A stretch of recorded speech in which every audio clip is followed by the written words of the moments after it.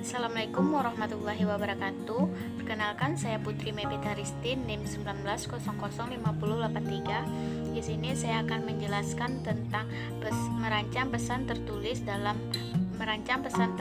dan lisan dalam praktek PLS. Nah, di sini saya mengambil dari guru bimbel.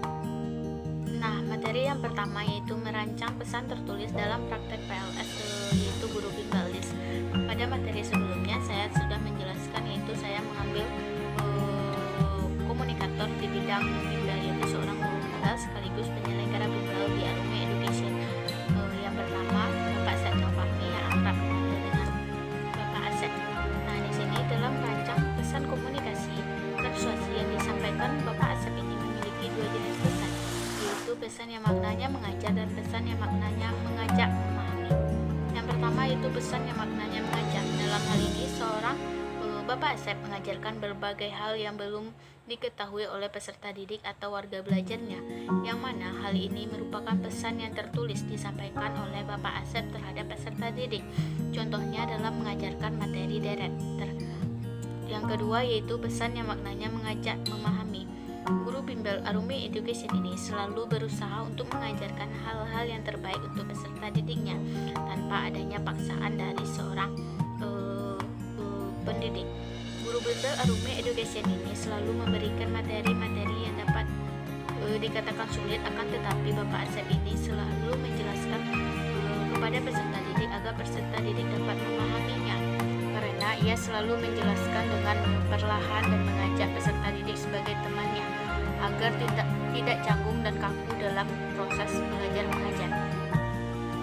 Contohnya pada materi analitik, yang mana dapat dikatakan sulit karena itu sangat menguji logika pada peserta didik dan otak. Namun setelah diajarkan, peserta didik dapat mengerjakan soal-soal mengenai analitik tersebut karena Bapak Asep mengajarkan secara perlahan. Adapun dalam merancang pesan tertulis yaitu isi pesan. Isi pesan dalam penyampaian materi ini terdapat pesan agar peserta didik dapat memahami materi yang disampaikan oleh Bapak Asep ini dan dapat berhasil menaklukkan SBMPTN atau seleksi bersama masuk perguruan tinggi negeri. Seperti dalam menyampaikan materi tentang TPS, yang mana dalam materi TPS tersebut terdapat yang namanya silogisme. Selanjutnya, struktur pesan. Struktur pesan ini berkaitan dengan pertanyaan yang ditimbulkan oleh peserta didik dengan menanya tentang materi-materi yang tadi disampaikan oleh guru bimbel tadi, yang memang peserta didik tersebut belum memahami benar tentang materi tersebut, dan peserta didik bisa menanyai itu kepada Bapak Asep. Itu termasuk dengan struktur pesan. Selanjutnya yaitu format pesan. Pesan yang disampaikan ini berkaitan dengan tipologi persuasif, yang mana selalu berkaitan dengan fakta-fakta yang didapat oleh seorang komunikator. Hal tersebut mengacu pada emotional appeals yang memberikan gambaran tentang materi yang diajarkan kepada peserta didik, agar peserta didik dapat memahami materi yang disampaikan. Seperti materi yang silogisme tadi, peserta didik dapat memahaminya. Baiklah, selanjutnya yaitu merancang pesan komunikasi secara lisan dan praktek PLS yang disampaikan oleh penyelenggara bimbel. Dalam pelaksanaan komunikasi secara lisan, pada pelaksanaan dalam melakukan komunikasi persuasi secara lisan ini, Bapak Asep menyampaikan materi pembelajaran komunikasi secara lisan. Merancang pesan komunikasi ini dapat memberi kemudahan bagi seorang guru bimbel dalam menyampaikan materi dan dapat dipahami oleh peserta didik.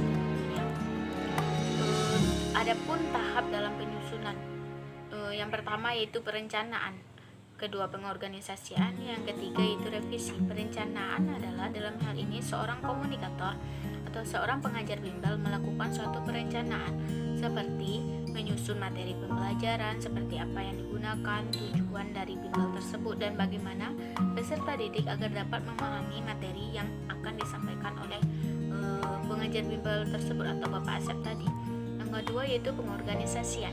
Pengorganisasian dalam hal ini dimulai dengan merangkai kata-kata yang akan diajarkan kepada peserta didik, dan dalam merangkai penyampaian materi seperti Bapak Asep ini menyampaikan materi deret ini belum menyampaikan materi deret ini, Bapak Asep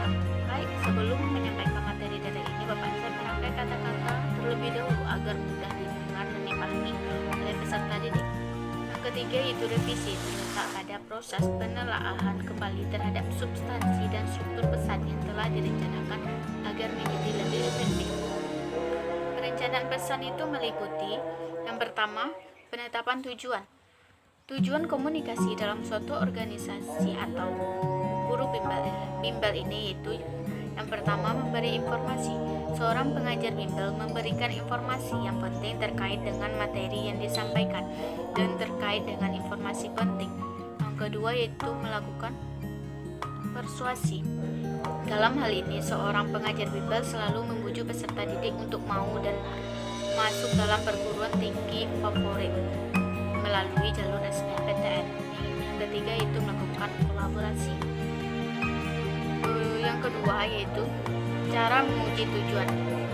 Cara menguji tujuan tersebut, kita harus apakah tujuan tersebut realistis untuk peserta didik, apakah waktunya tepat untuk peserta didik. Seorang guru bimbel harus menunjukkan hal tersebut. Yang ketiga yaitu analisis audiens. Analisis audiens meliputi siapa, bagaimana, latar belakang usia, pendidikan, jenis kelamin, minat, dan apa yang ingin mereka ketahui. Yang keempat yaitu penentuan ide pokok. Yang kelima yaitu pemilihan saluran media. Pesan-pesan harus disampaikan melalui dua saluran, yaitu lisan dan tertulis. Contoh komunikasi secara lisan yaitu feedback bisa berlangsung. Yang kedua yaitu pesan relatif sederhana dan mudah diterima oleh peserta didik. Yang ketiga, audiens dapat berada dalam satu lokasi terbatas. Yang keempat, dapat berinteraksi langsung dalam